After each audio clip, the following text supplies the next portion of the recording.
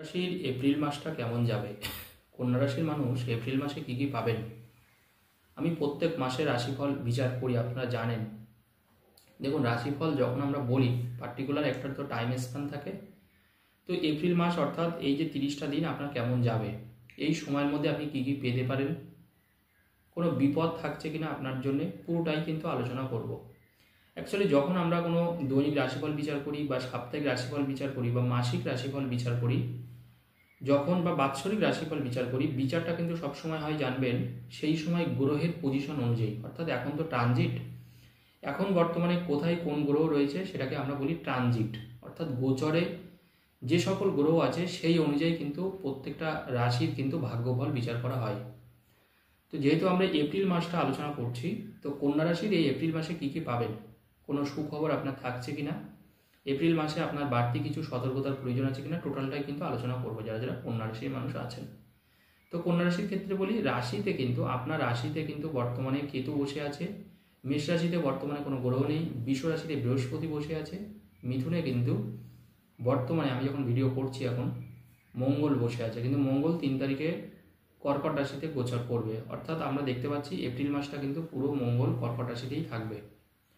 এছাড়া দেখা যাচ্ছে কুম্ভ রাশিতে বর্তমানে শনিদেব বসে আছে, কিন্তু শনিদেবও কিন্তু 29শে মার্চ মীন রাশিতে প্রবেশ করবে। মীন রাশিতে অনেকগুলো গ্রহ আছে, শুক্র, রাহু, বুধ এবং রবি, এবং সেখানে কিন্তু শনিদেব অবস্থান করবেন 29শে মার্চ। অর্থাৎ এপ্রিল মাসটা তো থাকবেই, দীর্ঘদিন থাকবে শনিদেব, প্রায় 2.5 বছর থাকবেন। তো কন্যা রাশির সপ্তম স্থান কিন্তু এই মিনে। অর্থাৎ আমরা দেখতে পাচ্ছি যে মিনে কিন্তু অনেকগুলো গ্রহ থাকছে এপ্রিলে, এবং সেই ক্ষেত্রে কন্যা রাশির ভাগ্যের কতটা পরিবর্তন আসবে। দেখুন, কন্যা রাশির ক্ষেত্রে আমি প্রথম যে কথাটা বলবো সেটা হচ্ছে আপনার যারা যারা বিয়ে করেছেন বা বিবাহিত ক্ষেত্রে বা ব্যবসার ক্ষেত্রে একটা আমূল পরিবর্তন আসছে কন্যা রাশির মানুষের। এই মাসে অর্থাৎ এপ্রিল মাসে কন্যা রাশির মানুষরা কিন্তু অনেক বড় বড় কাজের কন্ট্রাক্ট যেমন পাবেন, বড় বড় কাজ আপনি সলভ করতে পারবেন। মানে যে কাজটা মনে করুন মানে হয়েও হচ্ছে না, আপনি একটা ব্রোকার বা মনে করেন আপনি ফ্ল্যাট অনেকগুলো তৈরি করেছেন কিন্তু বিক্রি হচ্ছেই না, প্রোমোটার হিসেবে আপনি কাজ করছেন, বা আপনি ফ্ল্যাট কিনতেও চাইছেন। তো সেই ক্ষেত্রে দেখা যাচ্ছে মানে সব কিছু কথাবার্তা হয়ে গেল, শেষ মুহূর্তে দেখা যাচ্ছে সেই কন্ট্রাক্টটা আপনি পেলেন না। বা আপনি কোনো গাড়ির ব্যবসা করছেন, গাড়ির যন্ত্রপাতির দোকান আছে আপনার, কোনো লোহা লক্করের দোকান আছে, এরকম অনেক আছে, সেই ক্ষেত্রেও কিন্তু একটা বিরাট বড় পরিবর্তন কিন্তু আসবে এই এপ্রিল মাসে। অর্থাৎ কন্যা রাশির কিন্তু সেই জায়গাটা কিন্তু এপ্রিল মাসে অত্যন্ত ভালো, ব্যবসাটা কিন্তু বিরাট আকারে বাড়বে, ব্যবসার ক্ষেত্রে কিন্তু প্রচুর লাভ দেখা দেবে আপনার। তবে কিছু কিছু ক্ষেত্রে মনে রাখবেন একটু সতর্কও থাকতে হবে, কারণ 14ই এপ্রিল পর্যন্ত, কারণ সেখানে কিন্তু রবিও থাকছে, রাহুও থাকছে, আবার শনিও থাকছে। অর্থাৎ রবি রাহু শনি এখানে কিন্তু যেমন একটা গ্রহণযোগ তৈরি হচ্ছে, একটা বীজ যোগ তৈরি হচ্ছে। তো স্বাভাবিকভাবে কিছু কিছু ক্ষেত্রে আপনার লস খাওয়ার ঝুঁকি কিন্তু আছে। যারা ঝুঁকি নিতে পারবেন তাদের কিন্তু বিরাট ভালো যাবে, কিন্তু প্রশ্ন হচ্ছে ঝুঁকিটা যেন আপনার ক্যালকুলেটিভ ওয়েতে হয়, খুব ভালো করে বিচার বিবেচনা করে তবেই কিন্তু আপনি ব্যবসার ক্ষেত্রে মানে হাতে নেবেন। অর্থাৎ যাদের রানিং ব্যবসা আছে তারা কিন্তু আগের থেকে ভালো থাকতে পারবেন, এইটুকু বলি। কিছু কিছু ক্ষেত্রে কাস্টমার স্যাটিসফ্যাকশন নাও হতে পারে, কাস্টমার কোনো বদনাম করতে পারে আপনাকে, বা কাস্টমারের সাথে রসিকতা করতে গিয়ে আপনার সাথে সম্পর্ক হানি হতে পারে। অর্থাৎ চেষ্টা করবেন পারতপক্ষে রসিকতা না করে সিরিয়াসলি সেই জায়গাটা কিন্তু ধ্যানটা বেশি দেবেন, কারণ রবি এবং রাহু একসাথে যেহেতু হচ্ছে, সেই ক্ষেত্রে কিন্তু কন্যা রাশির ক্ষেত্রে রসিকতা এড়িয়ে চলাটাই কিন্তু ভালো। সেই ক্ষেত্রে কিন্তু আপনার সাথে কিন্তু একটু ঝামেলাও বাঁধতে পারে। তো এটা আগে থাকতে সতর্ক হবেন, মানে ক্যাওয়াস জায়গা, মানে যেখানে গ্যাদারিং আছে প্রচুর মানুষের, সেই জায়গাগুলোকে সবসময় এড়িয়ে চলুন এপ্রিল মাসটা। তাতে কিন্তু আপনার ঝুঁকি অনেকটা কমবে, ঝামেলা অনেকটা কমবে। না হলে কিন্তু আপনি কোনো মিথ্যা মামলা, আইনত কোনো জটিলতার মধ্যেও কিন্তু আপনি পড়তে পারেন, মিথ্যা অ্যালিগেশন আসতে পারে। রবিরাও থাকলে আমাদের মিথ্যা অ্যালিগেশন আসে, আমরা ভালো কাজ করতে যাই, সেই ক্ষেত্রে মানে আপনি দোষারোপ হন। যে কাজটা করবেন প্রমাণ রেখে কাজ করবেন। কোনো মানুষকে হিউজ কোনো টাকা 10 লাখ 20 লাখ টাকা দেওয়ার আগে একটু লিখিত নেবেন, বা একটু চিন্তাভাবনা করে কাজ করবেন, বা 2-3 জন সাক্ষী যেন থাকে, না হলে কিন্তু অর্থহানি পর্যন্ত হতে পারে কন্যা রাশি। তবুও কিন্তু আমি বলবো বিজনেসের জায়গাটা কিন্তু অত্যন্ত ভালো। 2-1 সময় এই জিনিসটা হবে ঠিকই যেগুলো আমি বললাম, কিন্তু সাথে সাথে কিন্তু ব্যবসাটাও কিন্তু আপনার হবে, ব্যবসাটা কিন্তু খারাপ হবে না, কারণ বিজনেস কিন্তু সত্যিকারেরই অত্যন্ত ভালো হবে কন্যা রাশির ক্ষেত্রে। আর একটা জিনিস কন্যা রাশির যেটা আমি ভালো দেখতে পাচ্ছি সেটা হচ্ছে আপনার এই সময় বিশেষ করে যারা খুচরো বিক্রেতা থাকে, মানে যারা মানে টুকিটাকি কোনো জিনিস বিক্রি করেন, মানে বিরাট বড় দোকান আছে, বিরাট বড় শপিং মল আছে এমন না, যারা নর্মাল কোনো দোকান আছে, যে কোনো দোকান, সেই ক্ষেত্রে কিন্তু অত্যন্ত ভালো যাবে কন্যা রাশির।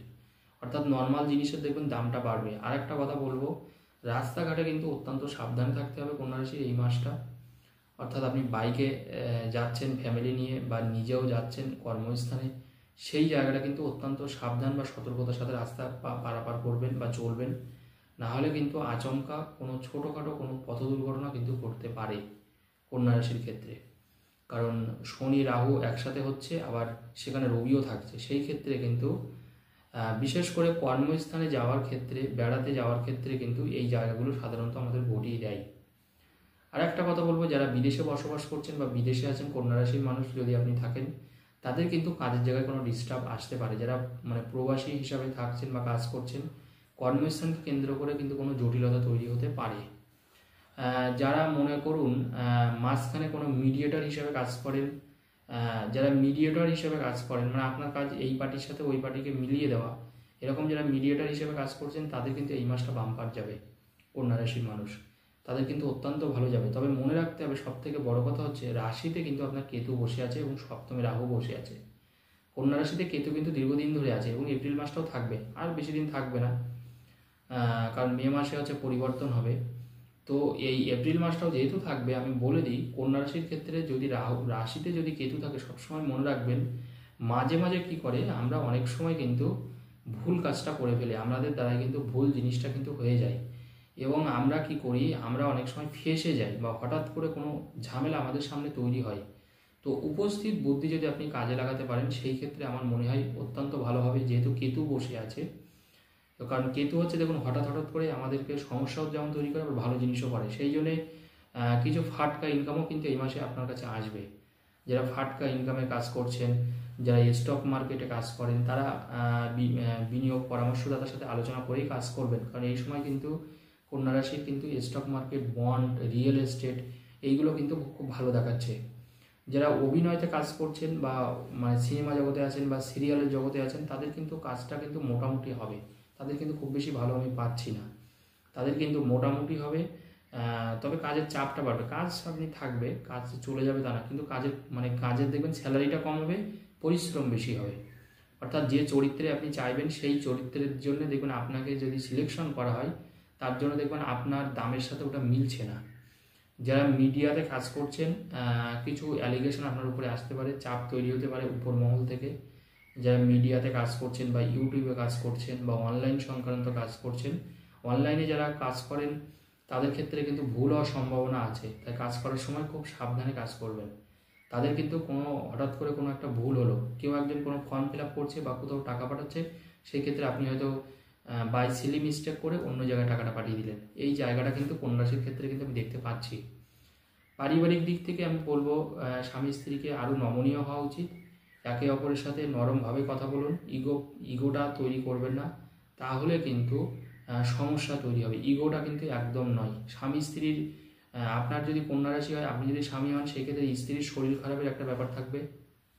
আর আপনি যদি ওয়াইফ হন, আপনার যদি কন্যা রাশি হয়, সেই ক্ষেত্রে আপনার স্বামীর কিন্তু শরীর খারাপের একটা ব্যাপার থাকবে। অর্থাৎ স্বামী স্ত্রীর, কিন্তু এটা কিন্তু অন্য কারোর হবে না, স্বামী স্ত্রীর মধ্যে কিন্তু শরীর স্বাস্থ্য খারাপ নিয়েও কিন্তু একটা টেনশন থাকতে পারে।